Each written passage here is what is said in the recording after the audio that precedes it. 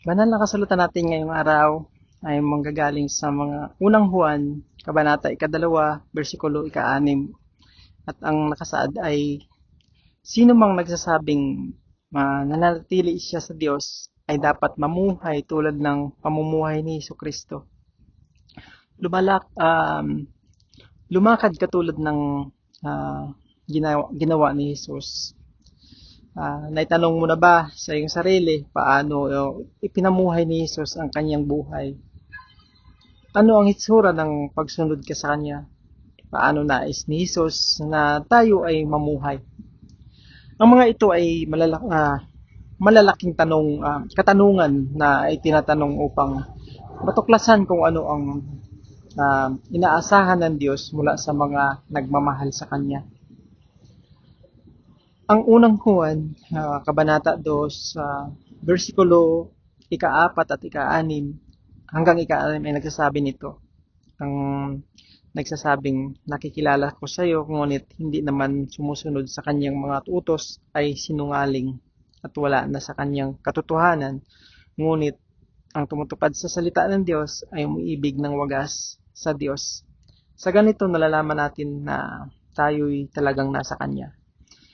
Sino mang nagsasabing nananatili siya sa Diyos ay dapat mamuhay tulad ng pamumuhay ni Jesucristo. Nang si Jesus ay kasama ng kanyang mga alagad, sinabi niya sa kanila, ito ang aking utos, magmahalan kayo gaya ng pagmamahal ko sa inyo. Ayan mga kapatid ay magkukutan niyo sa talata ni Juan.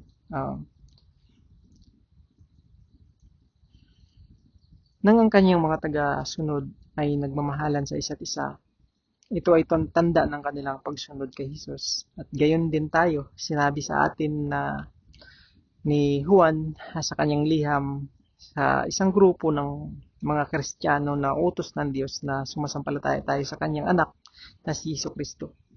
At magmahalan tayo gaya ng inuutos ni Kristo sa atin. Mababasa nyo ito sa unang Juan, Kabanata 3, versikulo 23. Ang ating pagmamahal sa mga nasa pandaigdig na simbahan ay tanda ng pagsunod at isang tanda na ang Diyos ay nabubuhay sa atin. Sa paggawa nito, alam natin na ang Diyos ay nananatili na sa atin. Ang lumakad katulad ng ginawa ni Jesus ay ang magmahal sa mga nasa simbahan ng may habag, katapatan at pagpapakumbaba. Sa pamamagitan ng pag-ibig na ito, malalaman ng mundo na tayo ay kanyang mga alagad. Yan mga kapatid ay nasa Juan 13, versikulo 35. Ang pamumuhay tulad ni Jesus ay hindi tungkol sa pagmamarka sa isang listahan ng mga bagay na dapat o hindi natin dapat gawin. Ito ay tungkol sa pamumuhay na malalim, na nakaugat sa pag-ibig ng Diyos na ninanais nating sundin ang lahat ng kanyang mga utos. Ang pamumuhay tulad ni Jesus ay ang pagmamahal ng may pagsasakripisyo para sa mga taong nilikha ng Diyos at ipinadala ang kanyang anak upang mamatay. Nagsisimula sa mga taong tumatawag kay Jesus na kanilang tagapagligtas. Karamihan sa bagong tipan ay nakatuon sa paghikayat sa mga mananampalataya kung paano mamuhay na magkakasama. Kaya ngayong linggo, maglaan ng panahon upang basahin ang mga liham ni Apostol Juan sa bagong tipan at maghanap ng mga paraan na maisasagawa mo ang utos ni Jesus na ibigan ang isa't isa.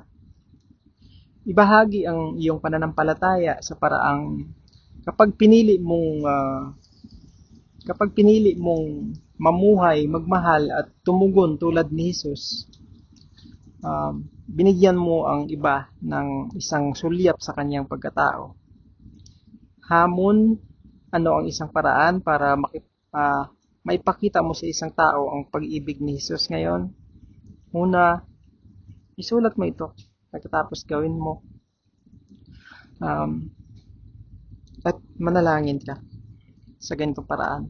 O Jesus, salamat sa pagiging halimbawa mong paano mamuhay ng nagparangal sa Diyos. Alam kong nagkamali ako, minsan ngunit alam kung nasa iyong paggabay, matuto akong maging mas katulad mo.